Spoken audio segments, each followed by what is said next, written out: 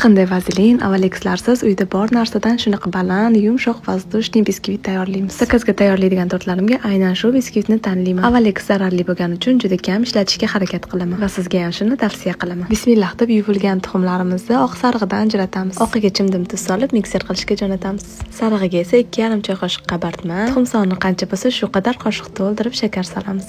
Tuxum oqi ko'pirishni boshlagach, shakarni qo'shib mikserlashda davom etamiz. Sarig'iga esa suv va o'simlik yog'i qo'shamiz. Unni esa albatta elab qo'shamiz. 6 ta tuxum uchun 12 osh qoshiqda un bo'ladi. Qora biskvit uchun 8 osh qoshiq un va 4 osh qoshiq kakao solamiz. Qoshiqlarimizni to'ldirib olamiz va aynan shunaqa quyuq massa holatiga kelganda oppoq penkamizga qo'shamiz. Yarmini qo'shib aralashtiramiz, so'ng yana yarmini qo'shib aralashtiramiz. Sizlarda mikser bitta bo'lsa, birinchi sarig'ini ko'pirtirib olib tayyor qilib olasizlar, keyin oqini ko'pirtirishni boshlaysiz. Shu ko'rinishdagi biskvitni qolipga joylab, avvaldan qizib turgan gaz pechiga 40-45 daqiqaga jo'natamiz. Qarabsizki, sizni ko'zingizni quvnatadigan biskvitingiz tayyor. Endi tortga zakaz bermasanglar ham bo'ladi.